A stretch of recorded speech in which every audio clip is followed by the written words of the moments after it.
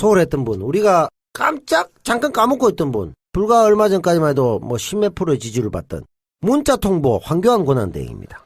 이분이 대통령 놀이할 시간이 이제 한 달이 안 남았습니다. 이분 지금 안타깝겠어요. 그냥 정식으로 나갔으면 나도 지금 한 30% 하겠는데 이 생각 그렇지, 해보지 그렇지. 않을까요? 아니면 속으로 아니에요. 이분은 욕심이 없어요. 이럴지도 모르죠. 이참에 이분은 원하는 걸 얻었어요. 지금 황교안 시계를 얻었기 때문에. 예. 근데 제 생각엔 마음 한켠에는 의인이 나타나서 전두환 장군이나 이런 분들이 나타나서 선거가 필요 없게 해주셨으면 자기는 계속 대행하고 그런 기대도 갖고 있을 텐데. 오로지 선거에 들어가는 돈이 아깝기 때문에. 그렇지. 네. 또 순수하게 나라 돈을 걱정해 주시는 분이죠. 왜냐면 이제 나라 돈이 많아야 자기가 슈킹할 돈이 많아지는데 나라 돈이 줄으면 참기 힘든 거죠. 전 장군 입장에서. 대통령 목서의 차관급 인사를 꼼꼼하게 챙기고 있다는 알박기 소식입니다. 근데요, 이게 박근혜 정부에서는 장관급은 20억. 네. 차관급은 5억. 뭐 이렇게 지금 단가가 있었다라는 게 이제 과거 증언에서 나오지 않았습니까? 황교안 공정거래가 있군요. 공정거래가 있다고 얘기가 나왔었잖아요. 근데 황교안 대행 같은 경우에 지금 이 권한을 행사하면서 수금을 해서 자기가 먹고 있을까요? 원주인 주머니에다 채워주고 있을까요? 그런 고민도 가능하겠군요. 네. 왜냐면 내가 이게 이제 망해가는 회사 마지막 남은 그 매출 뒷정리하는 거 있잖아요. 네. 재고도 처리하고. 그렇지. 이거 같은 느낌이 들어. 청산 과정. 인적인 그 재고 정리 과정. 그렇죠. 그래서 마지막 남아서 팔 수 있는 거 매각 매직할 수 있는 자리들 다 정리해서 팔고 수금하고. 네. 그리고 퇴직 계좌에다 넣어드리고. 자기는 수당 챙기고. 구체적으로 한번 봅시다. 할 건 해야죠. 그러니까. 대통령의 직무를 양도받은 지 일주일 만에 이양호 전 농촌진흥청장을 그 복마전이라는 한국 마사회장으로 임명했고요. 최고죠. 최고죠. 이 마사회 최고입니다. 왜 최고예요? 원래 최고였어, 원래. 원래 여기 수익이 법인세가 삼성전자, 현대자동차 다음이에요. 그리고 여기가 돈이 되는구나. 엄청나게 되죠. 되지. 그리고 여기는 또 일도 설렁설렁해요.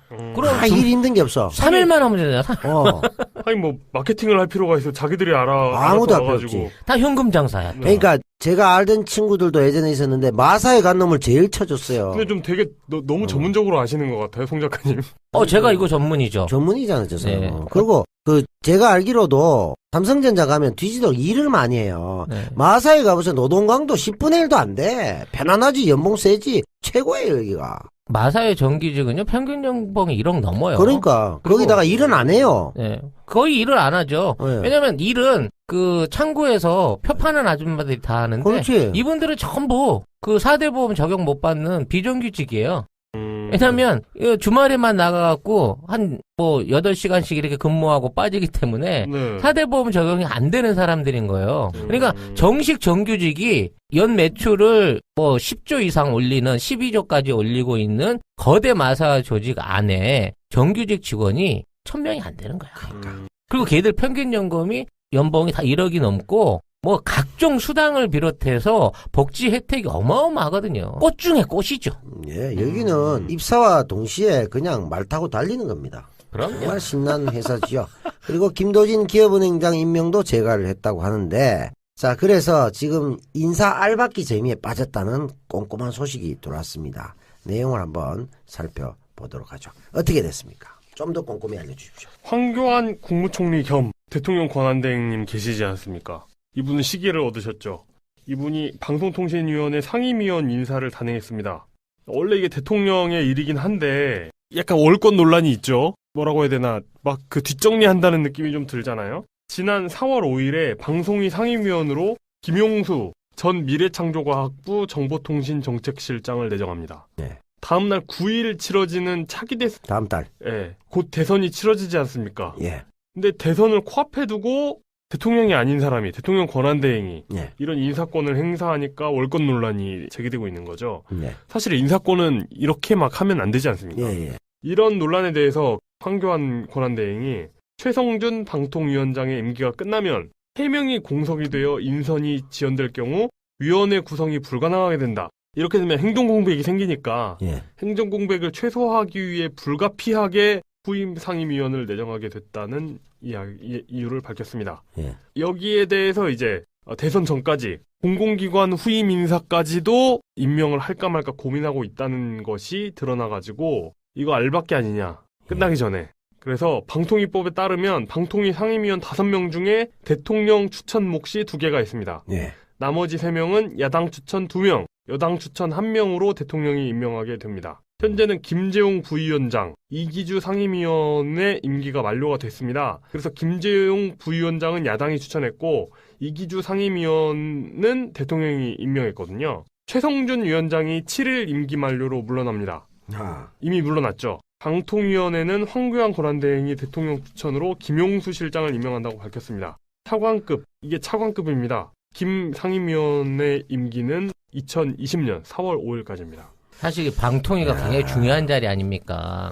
어떤 그 종편이라든지 이런 데 대한 뭐 채널 배정 문제라든지 각종 그 방송국의 심의에 관련된 내용, 그다음에 뭐 주파수 배정 부분까지 사실상 우리나라에서 가장 이권이 많은 단체 중에 하나다라는 얘기를 듣고 있고, 소수의 의원들이 결정하는 내용들이 너무 크다 그래가지고 이 방통위 자체를 해체시켜야 된다는 얘기가 많았거든요. 예. 근데 그런 중에 대통령이 지명할 수 있는 그 한 명의 공석 자리를 이쪽에서 먼저 자기 사람을 친박 계열로 심음으로 인해 가지고 앞으로 전체적인 비중을 맞췄을 때 지금에 있는 남아있는 여당 추천위원 1명과 앞으로 추천받게 될 야당 목수의 의원들까지 해서 또 3명을 지금 친박 계열 내지는 신한국당 계열이 유지할 수 있게 된다는 면에서 요게 이제 알박기로서는 굉장히 여파가 큰 알박기가 될 수 있다는 거죠. 대통령 추천 몫이 2명입니다. 2명.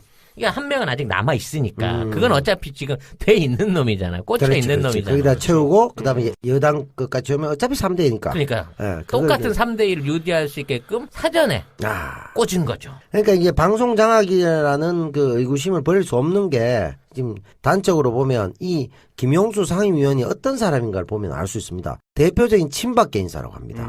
박근혜 정부에서 대통령 비서실 정보방송통신비서관. 청와대 출신이 할 말 다 한 거 아니야? 그러니까 대통령 비서실에 있으면서 이번 조건에 청와대 때 나온 거 아니에요? 예, 정보방송통신비서관이라 하면 뭐냐면 대통령께서 선호하는 드라마를 잘 찾아주는 이런 역할을 했다. 그리고 미래창조과학부 정보통신정책실장을 했다. 이거는 이제 뭐 종편 이런 거 했고, 특히 미래창조과학부와 방송통신위원회 조직을 개편할 때 중추적 역할을 담당다. 그러니까 지금의 기울어진 엉망진창된 방송 환경을 만들었던 인물이다. 그 공로를 인정받은 거네, 이번에. 이놈들이 모인 상태에서 다음번 차기 위원장 뽑자 그러면 예. 또 똑같이 최성준 후임으로 그렇지. 이놈이 올라갈 가능성이 큰 거잖아요. 그러니까 최악의 경우 정권을 뺏기더라도 방송은 뺏기지 않겠다. 그 최성준이가 지금 이명박 때부터 2대에 걸쳐가지고 그렇죠. 임기를 풀로 다 채웠는데 네. 여기에 3대까지 또 가서 꽂히는 거잖아. 이렇게 되면 2020년까지는 빼도 박도 못하니까.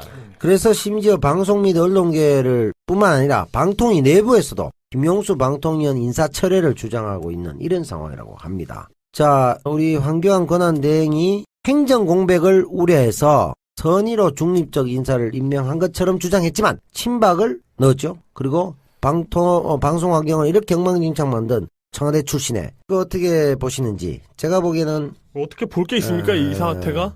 이 말인 것 같아요. 행정 공백을 최소화하기 위해서 불가피하게 후임 상임위원을 내정하게 됐다고 했잖아요. 네. 이것은 정확하게 보면 친박 공백을 최소화하기 위해서 불가피하게 후임 상임위원을 내정했다, 이렇게 봐야 됩니다. 그렇죠. 결국 친박의 공백 상황이잖아요, 지금 나라가. 네. 그래서 친박으로 방송을 정확하게 장악하게 했던 게 아니냐. 이건 정말 뭐 요 외에는 뭐 나올 수 있는 게 있을까요? 욕 이외에 나올 거 예, 없는 것 같은데요.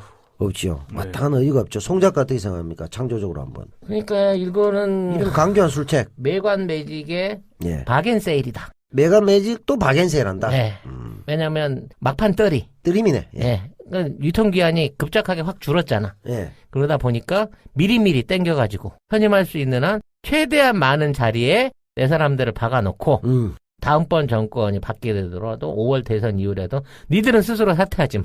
끝까지 버텨. 그래서 우리 친박 잔당의 어떤 마지막 보루가 되어줘. 라고 하는 네. 그런 사람 심기의 일환이다라고 봐야 될 것 같습니다. 이거 막아야 되는데, 그죠? 거기다가 한술 더 떠서 방통위 상임위원 임명뿐 아니라 공공기관 운영위원회였어요. 아시죠? 요거는 이제 우리가 할 얘기 좀 많은데, 한국공항공사, 한국감정원, 미쳐 진짜. 감탄사 저절로 넣어. 한국가스공사, 돈 제대로 내. 지역난방공사, 이야, 훈훈합니다. 떼돈이다 떼돈. 5개 공기업의 상임 감사 선임 절차를 황대행이 하고 있다. 이런 이 알박기 대통령 놀이 어떻게 될지. 그리고 실제로 저도 알지만 이 5개 이 정도면 정말 노른자입니다. 그렇습니다. 여기 감사부터 해가지고요, 상임 이사 뭐 이런 거 들어가면요 정말 편합니다. 연봉 최소 최소 1억에 판공비 3억, 1억에 3억이죠. 네. 거의 3억을 가지고 노는데 뭐 이러다가 또 슈킹해가 구속되신 분도 있습니다만은 대부분 그대로 놀 수 있고 또 책임이 별로 없어요. 갑자기 가스가 터지겠어요? 난방이 안 되겠어요? 변기가 추락합니까? 뭐 땅이 팔립니까? 아무 거 없거든. 정말로 놀기 좋은 곳입니다. 이 노른자에 다 알박게 해가지고 황대행의 마지막 선물 같은. 이거 그렇죠. 어떻게 하면 막아야 되죠? 어떻게 막아야 되죠? 이 가스공사, 지역난방공사 같은 거는 서민 생활하고 직결돼 있는 예. 그 물가에 직결돼 있는 그 인상 요인에 있어서 그런 부분에 대한 감사 내지는 예. 뭐 여러 가지 자금의 흐름을 투명하게 안 보게끔 할 거고요. 공항공사나 감정원 같은 경우에도 공항공사 안에서 뭐 공항세를 올린다든지 이용료를 올린다든지 같은 방법으로 진짜 네. 알짜배기네요. 네, 진짜로 쉽게 돈을 걷어낼 수 있는 거고요. 한국감정원 같은 거 뭐 감정료 기준 올리고 예. 특혜 받을 수 있는 사람들이나 기업들 부동산에 대해서 지가 올려주는 것만으로도 어마어마한 수익을 만들어낼 수가 있거든요. 이런 부분 안에 있는 자기 사람을 심어놓는다고 하면 비록 정권이 바뀐다고 하더라도 이 사람들을 통해 가지고 그동안 누려왔던 특혜들을 그대로 유지할 수 있는 거거든요. 그러니까 보통 이 시기 때 임명되는 낙하산들은 보통 충성심 갖고는 그 함부로 갈 수 없는 거죠. 그리고 이런 위원회를 개최했다라고 하는 순간 이 정권 안에서 마지막 낙하산을 타려고 하는 자들이 얼마나 많이 황교안한테 지금 줄을 대고 있겠습니까? 이게 이제 황대행이 친박의 마지막 산타클로스 같은 그렇습니까? 양말 주머니에 가득 담아가지고 나눠주시는 것 같은 느낌이에요. 제가 아는 분들도 여기 예전에 감사하신 분들이 쭉 있거든요. 여기 다 거의 뭐 있어요.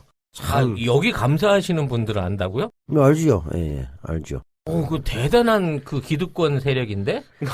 다 밝히긴 곤란하고요. 이런 분 한두 분만 소개시켜 주시면 제가 뭐 한 1년에 몇백억 벌이는 간단하게 할 수 있는 프로젝트 만들 수 있는데 제가. 그렇습니까? 네. 참 안타깝네요. 왜 참, 나는 예. 진짜 뭐 좀 할만할 때는 이렇게 도와주는 사람이 없는 거야. 이 차수기나게 만들고 진짜. 아이고 참 안타깝네요. 자, 이 알을 빼야 되는데 말이죠. 이 알박기. 황 총리는 보면 볼수록 얄미워요. 그죠? 차기 정부에 우리 노회찬 의원이 큰 역할을 해서 조금 단죄하고 이정걸 의원이 와서 약간 말려주는 그런 컨셉으로 옛날에 반대로 그렇게 좀 됐으면 좋겠어요. 어떻게 이렇게 마지막까지도 이렇게 얄미운 짓을 하죠? 요런 불평등한 인사를 예전에도 쭉 이어져 왔었는데요. 노무현 정부, 김대중 정부 때에는 공공기관장의 어떤 그 임기를 이제 선임도 조심했었지만 예. 임기를 대부분 지켜주는 게 일종의 원칙이었거든요. 그렇지. 정권 그렇죠. 바뀌면 나가지고 뭐. 근데 이명박 같은 경우에는 자기가 정권을 잡자마자 해당 기관장들 한 2천여 명을 한꺼번에 사표를 받았어요. 네, 문화계 제가 잘 그렇죠. 알죠. 유인촌 네. 장관이 와서 갑자기 그 짝대기 하나 들고 와가지고 너는 왜 안 나가? 너는 왜 안 나가? 해가지고 난리가 나고 그 심지어 문화계 대선배들한테까지 해서 그 선배가 전화를 해서 이 새끼야 네가 이게 절대 못 나가 이래가지고 난리가 나고 결국 그분도 그러니까 옷을 벗었죠. 진짜 이명박 정권 때는 진짜 야만이었죠. 야만이었죠. 예. 진짜 야만이었고. 대놓고 와서 옷 벗겠습니다. 네. 탈의실도 아닌데 그거 다 벗겼어. 그리고 그런 식으로 만들어낸 자리들을 그때부터 이미 매관매직하는 게 네, 그랬죠. 일종의 관습이 돼버린 거예요. 그런 면에서 보면 홍 지사도 그렇고 황 총리도 그렇고 우리가 배울 점이 있어요. 우리가 정권을 잡으면 집요할 필요가 있습니다. 그러니까 반드시 내 말이 그 벗겨내야 말인 됩니다. 거야. 반드시. 얘들 왜 자꾸 봐주냐고. 법적인 원칙을 앞세워가지고 또는 관용을 베푼다 또는 원리 원칙대로 한다는 이유로 이런 식의 낙하산들을 임기를 다 보장해주는 것이 과연 정권의 도덕성 내지는 정당성을 인정받기 위해서 필요한 거냐. 알아서 하는 물러나야지. 거죠. 알아서 물러나야지. 그러니까 얘들은 안 물러날 거란 말이야. 그러니까. 끝까지 버팅기면서 아이. 딴지를 걸 거거든. 이걸 참. 그러니까 우리도 강력한 사람들이 필요합니다. 착해가지고 안 돼요.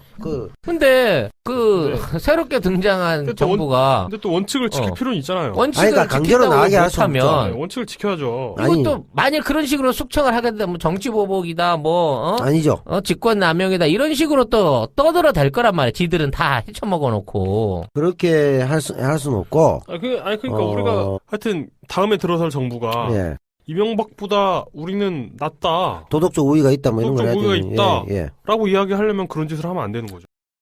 삼성전자 가면 뒤지도록 일을 많이 해요. 네. 마사에 가보세요. 노동강도 10분의 1도 안 돼. 편안하지, 연봉 세지. 최고예요, 여기가. 마사의 정규직은요 평균 연봉이 1억 넘어요. 그러니까. 거기다가 일은 안 해요. 네. 거의 일을 안 하죠. 네. 왜냐면 일은 그 창구에서 표파는 아줌마들이 다 하는데 그렇지. 이분들은 전부 그 4대 보험 적용 못 받는 비정규직이에요. 왜냐면 주말에만 나가갖고 한 8시간씩 이렇게 근무하고 빠지기 때문에 네. 4대 보험 적용이 안 되는 사람들인 거예요. 그러니까 정식 정규직이 연 매출을 10조 이상 올리는 12조까지 올리고 있는 거대 마사 조직 안에 정규직 직원이 1000명이 안 되는 거야. 그리고 걔들 평균 연봉이 다 1억이 넘고 각종 수당을 비롯해서 복지 혜택이 어마어마하거든요. 꽃 중에 꽃이죠. 예, 전 장군 입장에서. 대통령 목소의 차관급 인사를 꼼꼼하게 챙기고 있다는 알박기 소식입니다. 근데요, 이게 박근혜 정부에서는 장관급은 20억, 예. 차관급은 5억, 이렇게 지금 단가가 예, 예. 있었다라는 게 이제 과거 증언에서 나오지 않았습니까? 황교안 공정거래가 있군요. 공정거래가 있다고 얘기가 나왔었잖아요. 근데 황교안 대행 같은 경우에 지금 이 권한을 행사하면서 수금을 해서 자기가 먹고 있을까요? 원주인 주머니에다 채워주고 있을까요? 그런 고민도 가능하겠군요. 네. 왜냐면 내가 이게 이제 망해가는 회사 마지막 남은 그 매출 뒷정리하는 거 있잖아요. 네. 재고도 처리하고. 그렇지. 이거 같은 느낌이 들어. 청산 과정. 인적인 그 재고 정리 과정. 그렇죠. 그래서 마지막 남아서 팔 수 있는 거 매각 매직할 수 있는 소홀했던 분, 우리가 잠깐 까먹고 있던 분, 불과 얼마 전까지만 해도 10몇 프로의 지지를 받던 문자 통보 황교안 권한대행입니다. 이분이 대통령 놀이할 시간이 이제 한 달이 안 남았습니다. 이분 지금 안타깝겠어요. 그냥 정식으로 나갔으면 나도 지금 한 30% 하겠는데 이 생각 그렇지, 해보지 그렇지. 않을까요? 아니면 속으로 아니에요. 이분은 욕심이 없어요. 이럴지도 모르죠. 이참에 이분은 원하는 걸 얻었어요. 지금 황교안 시계를 얻었기 때문에. 예.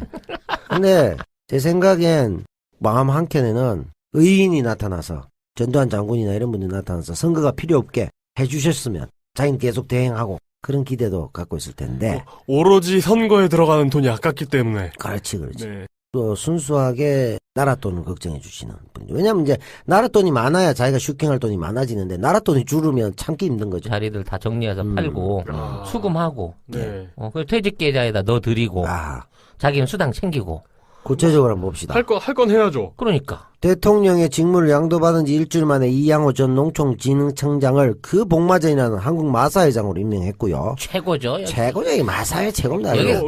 왜 최고예요? 원래 최고였어. 원래 여기 수익이 법인세가 삼성전자, 현대자동차 다음이에요. 그리고 여기가 돈이 되는구나. 엄청나게 되죠. 되지. 그리고 여기는 또 일도 설렁설렁해요. 그럼 일 힘든 게 없어. 3일만 하면 되잖아. 아니 마케팅을 할 필요가 있어. 자기들이 아무도 할 필요 와가지고. 없지. 다 현금 장사야. 그러니까 제가 알던 친구들도 예전에 있었는데 마사에 간 놈을 제일 쳐줬어요. 근데 좀 되게 너무 전문적으로 아시는 것 같아요, 송 작가님. 제가 이거 전문이죠. 전문이잖아요, 저 사람. 네. 그리고 제가 알기로도 여기는 입사와 동시에 그냥 말 타고 달리는 겁니다. 정말 신나는 회사지요.